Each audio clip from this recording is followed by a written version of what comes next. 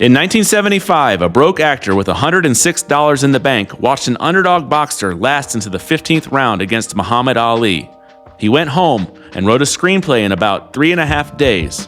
Hollywood offered him life-changing money for it, on one condition: someone famous plays the lead.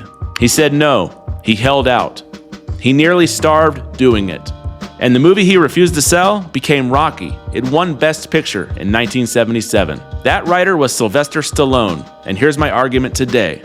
He's one of the most prolific, but most overlooked writers of our time. Everybody knows the muscles, but what gets overlooked is the typewriter. With the first trailer for I Play Rocky, the movie about how he pulled it off, dropping last week, it's the perfect time to fix that. This is I Want to Write Like Sylvester Stallone.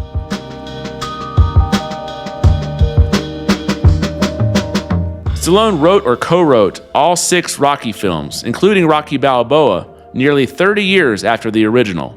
He has writing credits across the Rambo franchise, the Expendables films, Cliffhanger, Cobra, and more. For 50 years, the man has been writing his own vehicles, which almost no movie star in history has done at that scale. And it started with an Oscar nomination for Best Original Screenplay for Rocky, the same year he was nominated for Best Actor. Only 2 people had ever pulled that double before him, Charlie Chaplin and Orson Welles. That's the shelf he's on, and we never talk about it. Why don't we? Because his persona ate his resume. The action star image is so big that the writing disappeared behind it. There's a lesson in that on its own, but the deeper lesson is in how he writes, and for that we go back to the beginning. The Rocky origin story is stuff of legend, and the new movie is built on it. It's about a struggling actor so broke, he sold his dog. So Stallone wrote the script in a sprint after watching the Wepner-Ali fight. The offers kept coming, with numbers climbing that would have changed his life forever. But every one of them was contingent on the casting of a star. And he keeps saying no, because he wasn't just meant to write it, he was meant to play it. If you want this story in his own words, the Sly documentary on Netflix is essential viewing. And his interviews over the years are a masterclass in stubbornness. But like I said before we came on, I would have done the whole thing for like a donut and a tuna fish sandwich. The money meant nothing. It was the opportunity to at least prove to myself that I wasn't a liar, that I wasn't living a life of disillusionment, because that's very difficult. That's the mindset. Now let's open the screenplay, because the craft is where he's really underrated. Before we break down Rocky, if you're enjoying this series where we pull overlooked masters off the shelf, hit like and subscribe to Fireside Writer. It genuinely helps the channel grow. All right, gloves up. Here's the thing that most people forget about Rocky. It's barely a boxing movie.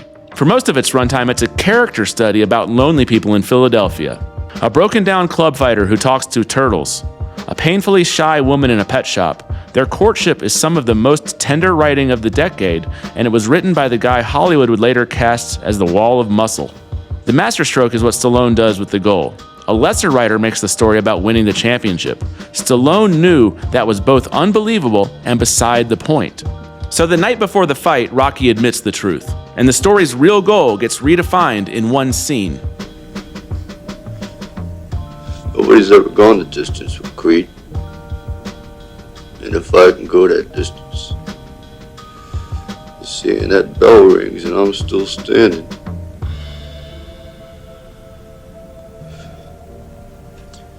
I'm gonna know for the first time in my life, you see, that I weren't just another bum from the neighborhood. That single move is why the ending works. Rocky loses the fight, but wins the story. The goal was proving that he wasn't just another bum from the neighborhood. Losing the match and achieving the goal is one of the boldest endings in screenwriting. And audiences left the theater feeling like he'd won everything. And notice, every ounce of that ending is earned. We watched the 4 a.m. runs, we watched the raw eggs, the meat locker, the loneliness. When the moment comes, the movie has receipts for it. Regular viewers of this channel know I just spent 2 videos beating up on a certain $250 million epic for telling us a character's greatness instead of showing it. Stallone, broken unknown, understood the assignment better than a 98% masterpiece. Nothing in Rocky is told and unearned. That's the standard. He kept refining the formula too. 30 years later, he wrote Rocky Balboa and gave the character the speech that became the franchise's thesis. The one about how winning is how much you can take and keep moving forward. Hard is life, but it ain't about how hard you hit. It's about how hard you can get hit and keep moving forward. How much you can take and keep moving forward. That's how winning is done. Now, if you know what you're worth, now go out and get what you're worth. But you gotta be willing to take the hits and not pointing fingers saying you ain't where you wanna be because of him or her or anybody. Cowards do that, and that ain't you. Written by Stallone at 60. Still the underdog voice and still earned. If you want to follow along a writer betting on himself in real time, my newsletter at tjstecker.com is where I document my own road to publication every week. It's free, and the link is in the description. So how does this show up in my own work? More than most authors I've covered, honestly, Stallone's influence is felt in my pages. On the page, it's the underdog against the institution. My protagonist in Redacted, Lieutenant Jeff Coburn, is a junior officer going up against the Pentagon itself, outgunned and outranked on every floor. In The Moth, Deputy Jolene Coburn is a small county cop nobody takes seriously, chasing a killer everyone wants to ignore. Both of them are Rocky in different uniforms. Characters whose real fight is proving that they belong in the ring at all. And I try to hold both books to the Stallone standard. If a character of mine is dangerous or brilliant, there's a scene in there that cashes that. Because Rocky taught me that superlatives are earned in training montages, not in dialogue. Off the page, it's the bet. Stallone refused to sell Rocky without starring in it, because handing his story to someone else would have gutted the whole point. I think about that a lot right now, as I get Redacted ready to publish on my own terms. The scale is different, but the principle isn't. Some stories you don't just sell off. You bet on yourself and go the distance. So here's your homework from the Italian Stallion. Find your protagonist's stated goal. Then ask what the real goal is underneath it. The one that they'd only admit at midnight before the big day. Write that scene where they admit it. That one scene is the difference between your audience watching an ending and your audience feeling it.